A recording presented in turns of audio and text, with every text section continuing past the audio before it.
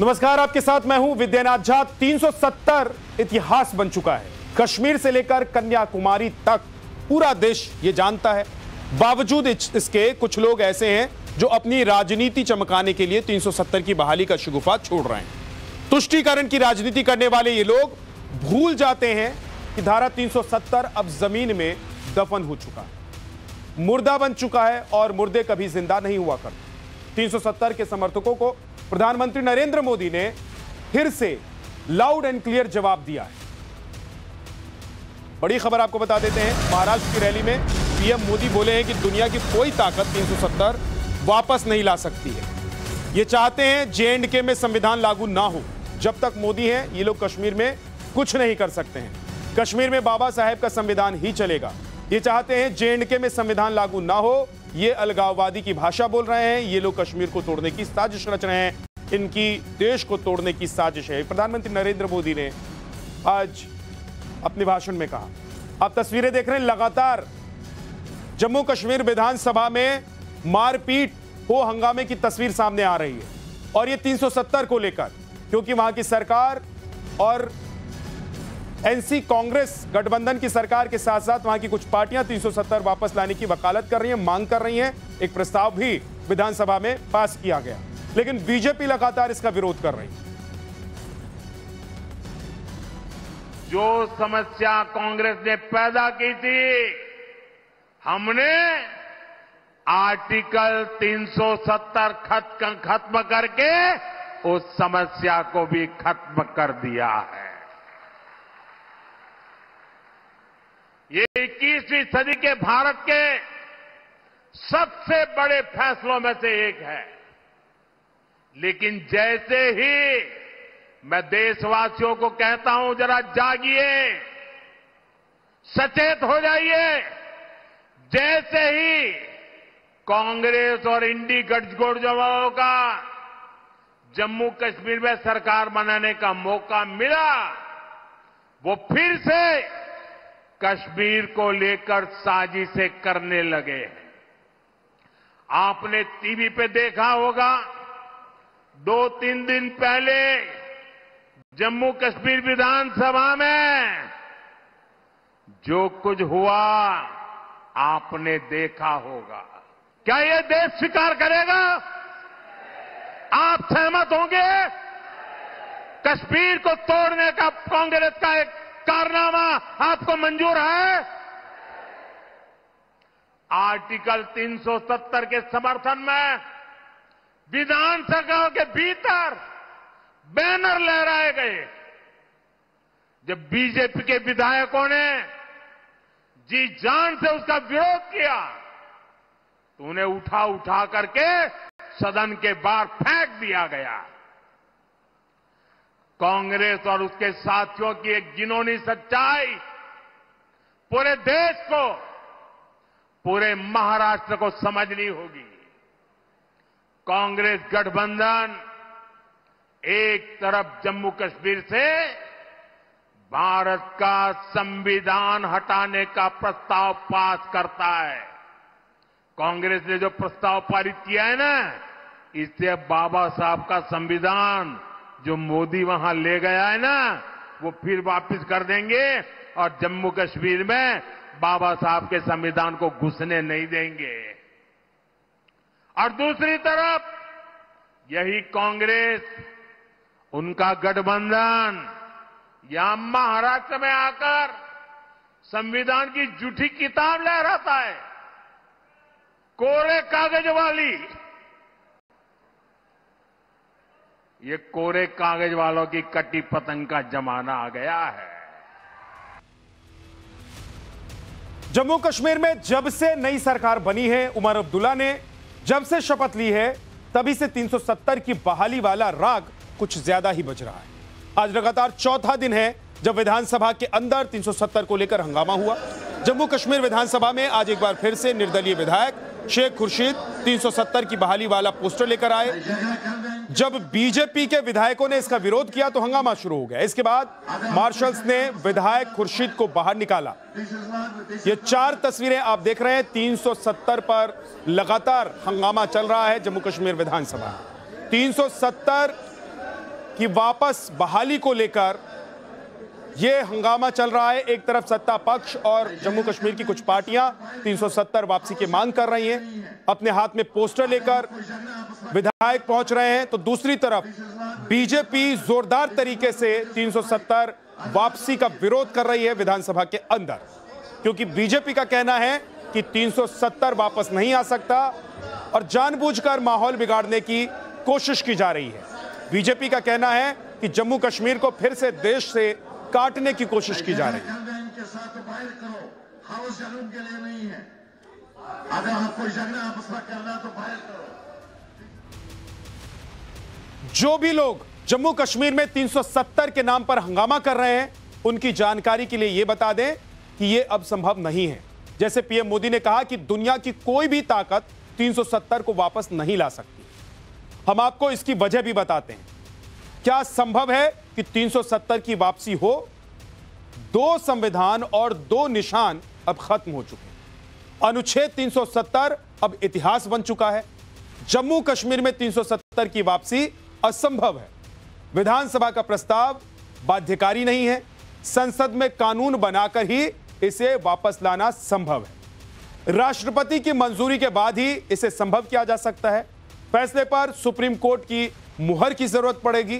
370 35A हटाने के वैध फैसले को सुप्रीम कोर्ट भी मुहर लगा चुकी है। और एक बड़ी खबर आपको बता देते हैं, मोदी ही नहीं, अमित शाह ने भी 370 के समर्थकों पर आज हल्ला बोला।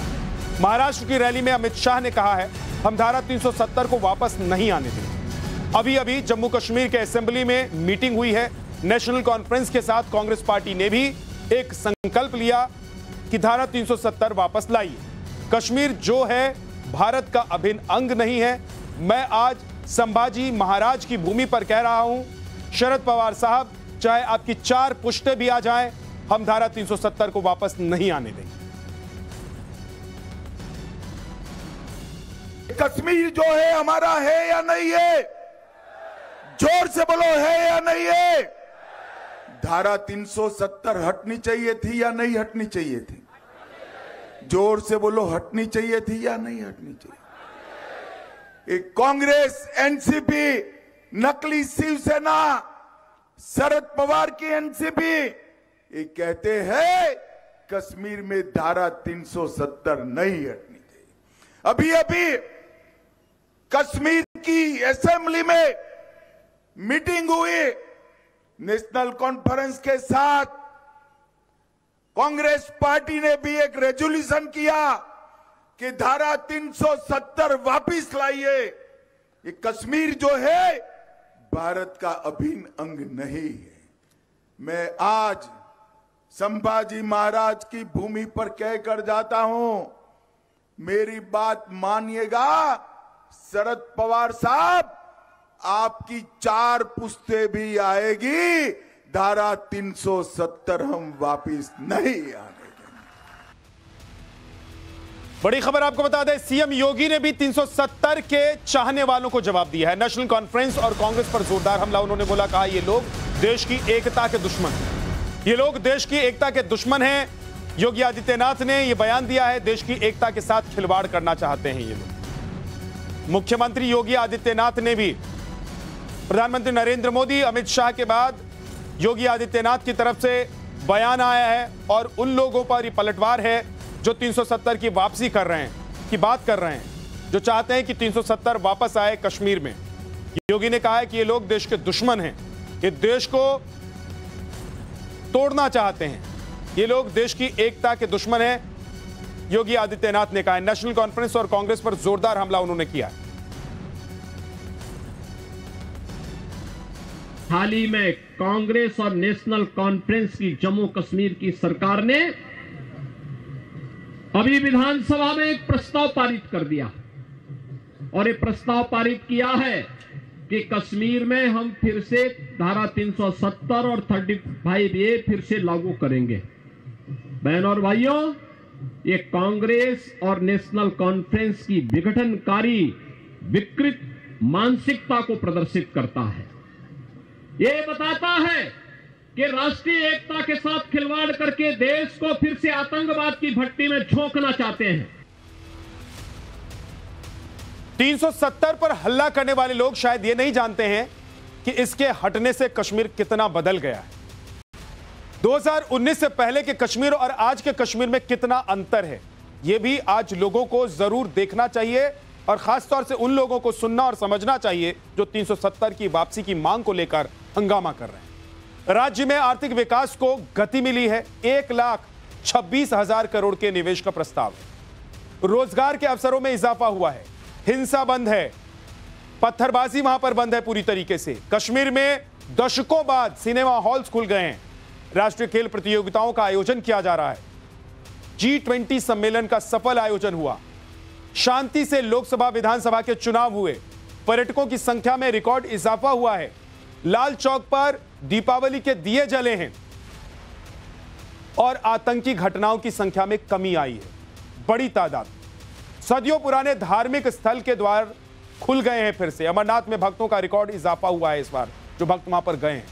पहाड़ी और गुर्जर बकरवाल को आरक्षण की बात लगातार की गई है और उन्हें आरक्षण दिया गया है। 370 बहाली प्रस्ताव पर बीजेपी ने जोरदार हमला भी बोला है। सदन के अंदर और बाहर बीजेपी लगातार प्रदर्शन कर रही है। विधानसभा परिसर में धरने पर बीजेपी के विधायक आज बैठे।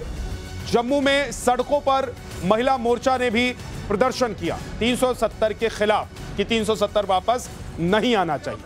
370 वाले कश्मीर आप याद कर लीजिए और आज के कश्मीर को देखिए। हमने आपको बताया है कि कैसे आज कश्मीर बदल रहा है, कैसे वहां पर पर्यटक जा रहे हैं, खुलेआम घूम रहे हैं, पर्यटकों की संख्या में इजाफा हो रहा है, इन्वेस्टमेंट वहां पे बढ़ रहा है, बच्चे स्कूल जा पा रहे हैं।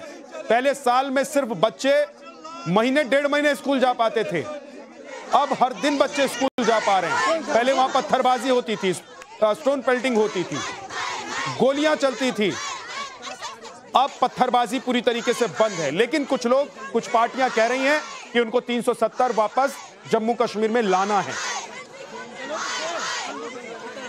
दो तस्वीरें आपके सामने, एक तरफ विधायक जो विरोध प्रदर्शन कर रहे हैं जम्मू कश्मीर के, और दूसरी तस्वीर में महिला मोर्चा है बीजेपी का। महिलाएं हैं जो सड़क पर उतरकर बैनर पोस्टर हाथ में लेकर अपना विरोध दर्ज करा रही हैं। वो कह रही हैं कि 370 की वापसी नहीं होनी चाहिए।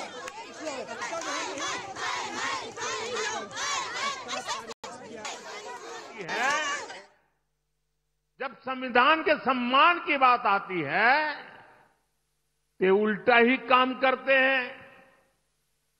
ये कांग्रेस वाले ऐसे हैं, 75 साल तक जम्मू कश्मीर में बाबा साहब आंबेडकर के संविधान को लागू नहीं होने दिया।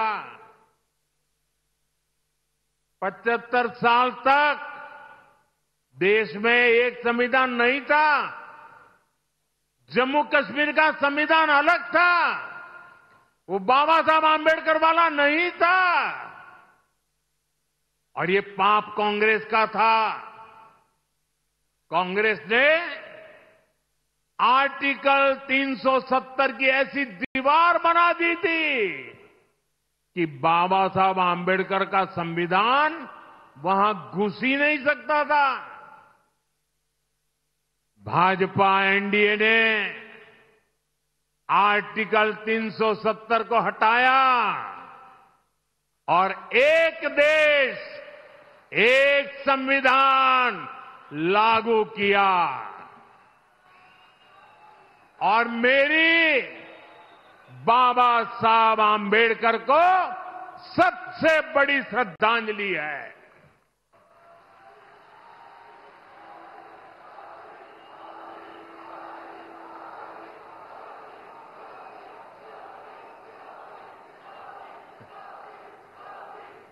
जब भारत का संविधान जम्मू कश्मीर में लागू हुआ, पूरा देश झूम उठा था, नाच उठा था।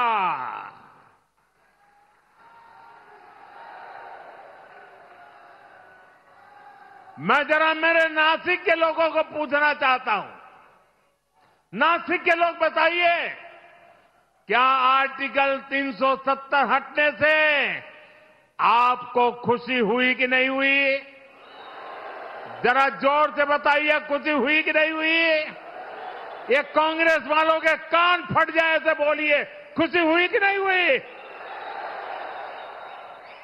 आपको खुशी हुई, लेकिन कांग्रेस और उसके साथियों के पेट में चूहे दौड़ने लग गए।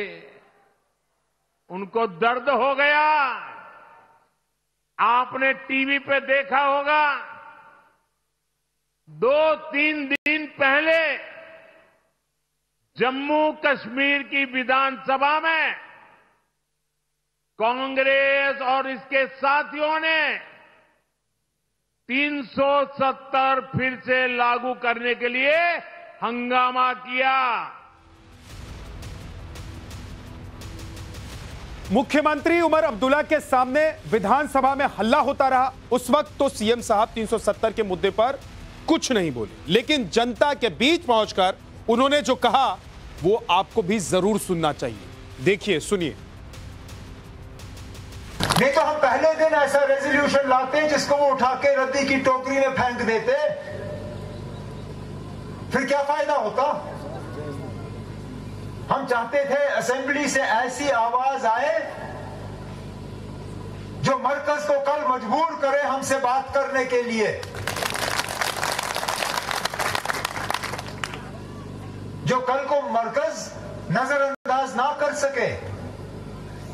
और वो आवाज आपकी कल असेंबली ने बुलंद करके वो रेजोल्यूशन पास करके दुनिया को बताया कि हम क्या चाहते हैं।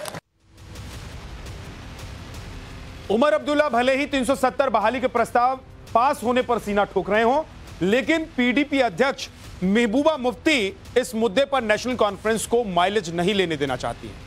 महबूबा मुफ्ती ने प्रस्ताव पेश होने के बाद कल ही कह दिया था कि यह एक आधा अधूरा प्रस्ताव था और इस प्रस्ताव को बेहतर तरीके से लाया जा सकता था। सुनिए महबूबा मुफ्ती ने अब्दुल्ला सरकार की मंशा पर सवाल क्यों उठा। अनफॉर्चुनेटली उसमें कहीं भी ये नहीं कहा गया कि हम मुखालिफत करते हैं 2019 में जो फैसला हुआ है, न ये कहा गया है कि 370 को रेस्टोर करो, बल्कि ये कहा है कि हमारा कंसर्न है, इस पे डायलॉग होना चाहिए। किसके साथ डायलॉग होना चाहिए? बीजेपी के रिप्रेजेंटेटिव्स के साथ डायलॉग होना चाहिए। किसके साथ डायलॉग होना चाहिए? जिन्होंने आज भी इसकी मुखालफत की, उनके साथ डायलॉग होना चाहिए। तो मैं समझती हूँ कि जो पीडीपी का रेजोल्यूशन था वो बेहतर था। ये जो आज सरकार की तरफ से रेजोल्यूशन आया